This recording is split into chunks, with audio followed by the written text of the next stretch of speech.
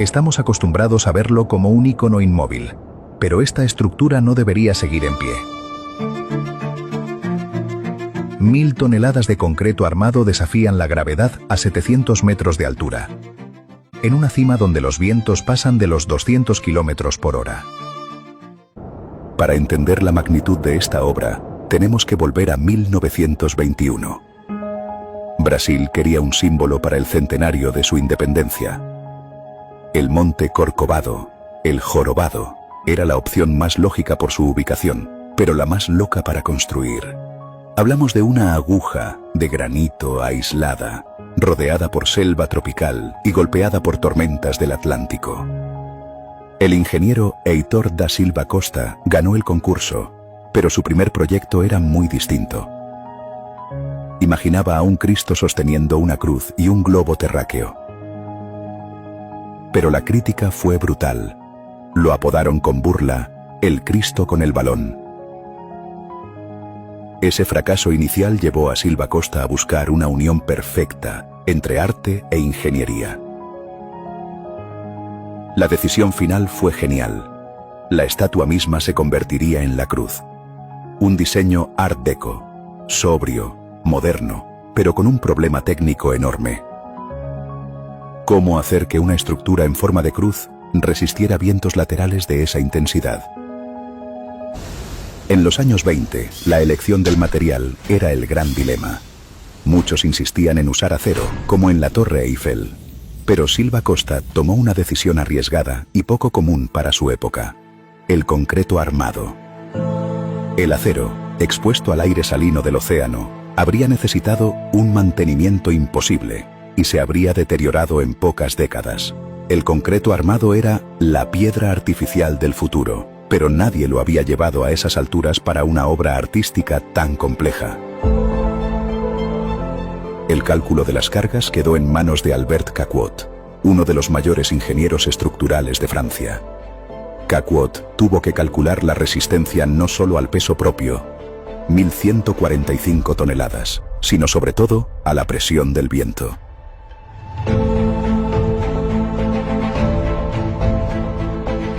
Los brazos extendidos del Cristo funcionan como una vela inmensa. En caso de huracán, la presión sobre la estructura llega a cientos de kilos por metro cuadrado. El concreto armado daba la rigidez necesaria, pero traía otro reto. ¿Cómo lograr que el colado del concreto fuera uniforme y sin burbujas de aire a 700 metros de altura, donde el clima cambia cada 10 minutos? Mientras en Brasil se estudiaba la roca, en París iba tomando forma el alma estética. Silva Costa entendió que, para darle dignidad al concreto, hacía falta la mano de un gran artista. Eligió a Paul Landowski. Landowski no trabajó en el Corcovado, sino en su estudio de Boulogne-Billancourt. Landowski hizo modelos de yeso de la cabeza y de las manos a escala real. La cabeza mide 3 metros con 75 centímetros y cada mano 3 metros con 20.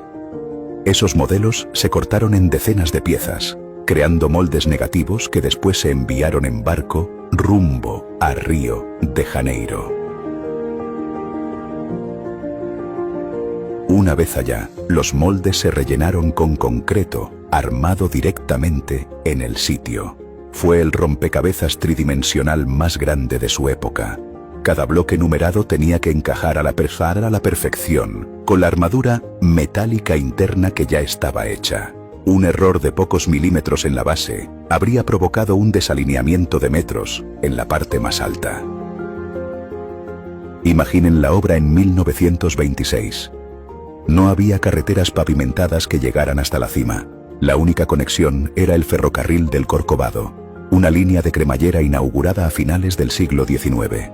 Cada gramo de material, arena, cemento, agua, andamios y los bloques de yeso traídos de París, tuvo que subir en esos pequeños vagones.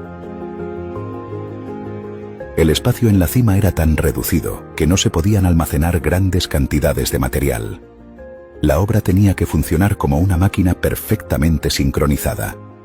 Lo que llegaba por la mañana tenía que montarse o colarse antes de la noche. Los obreros vivían en un aislamiento extremo, muchas veces rodeados por nubes que volvían resbalosos e invisibles los andamios. A pesar de la ausencia total de arneses modernos y del peligro del lugar, no se registró ni una sola muerte durante los 9 años de construcción. Un dato técnico que para esa época roza el milagro.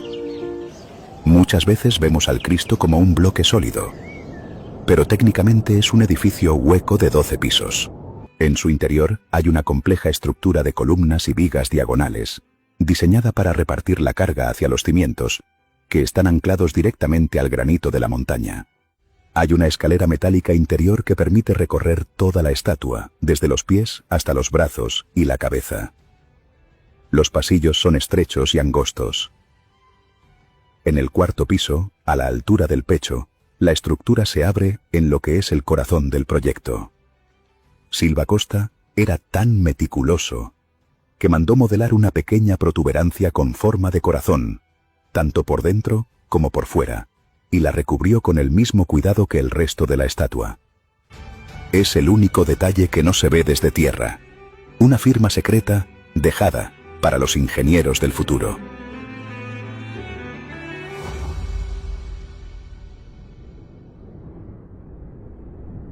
El concreto armado es resistente, pero también es poroso, y con el tiempo se agrieta por los cambios de temperatura.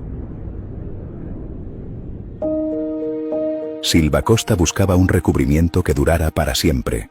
Encontró la respuesta en la esteatita, o piedra de jabón, abundante en las canteras de Minas Gerais. Esta piedra tiene una característica única.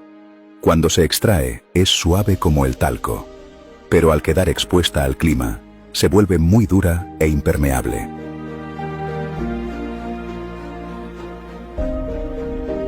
Pero, ¿cómo cubrir una superficie tan curva y compleja? La solución fue un trabajo de microingeniería hecha a mano. La piedra se cortó en 6 millones de pequeños triángulos de 3 centímetros por lado y 1 centímetro de grosor. Estas piezas no se colocaron una por una sobre la estatua, habría sido imposible. Silva Costa movilizó a las parroquias de Río. Miles de mujeres pegaron las piezas sobre hojas de tela con papel. Después, esas hojas se llevaron hasta la cima y se aplicaron sobre el concreto fresco como si fueran una especie de papel tapiz mineral. Muchas mujeres escribieron en la parte de atrás de las piezas los nombres de sus esposos, de sus hijos, o sus deseos más secretos.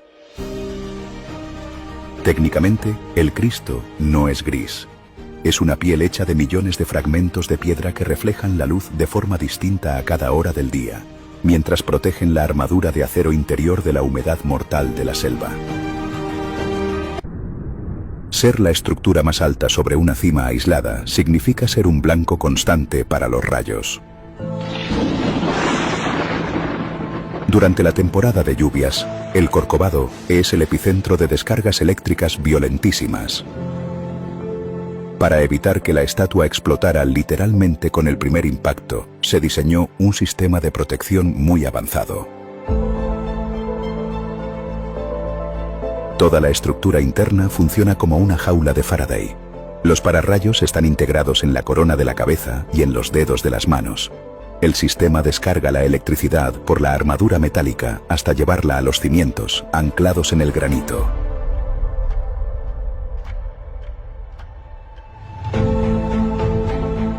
Aún así, la fuerza de los rayos tropicales es tan grande que muchas veces la piedra de jabón se vaporiza con el impacto. En 2014, un rayo especialmente fuerte destruyó el pulgar derecho. La reparación técnica pone la piel de gallina. Obreros especializados, que también son escaladores profesionales, tienen que bajar con cuerdas desde la cabeza de la estatua, caminar por los brazos extendidos sobre el vacío y reconstruir la punta del dedo con piedra de jabón, de la misma cantera original de 1930, guardada especialmente para las restauraciones.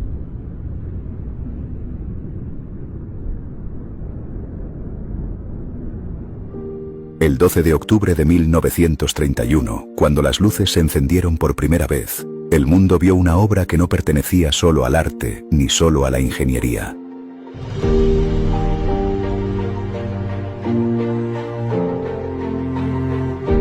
El Cristo Redentor es una victoria frente al viento, la altura y el paso del tiempo. Es un coloso de 1000 toneladas que parece ligero como una pluma gracias a sus líneas Art Deco y a la precisión milimétrica de sus ensamblajes. No es solo un monumento, es el resultado de 9 años de cálculos extremos, de millones de piedras pegadas a mano y de una visión que convirtió una cumbre inaccesible en un ícono global.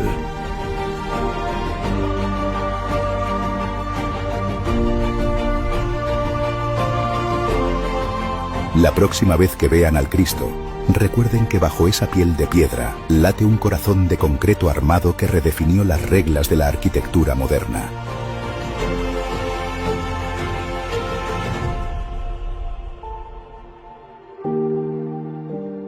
La ingeniería no es solo números, también es el valor de atreverse a soñar en vertical.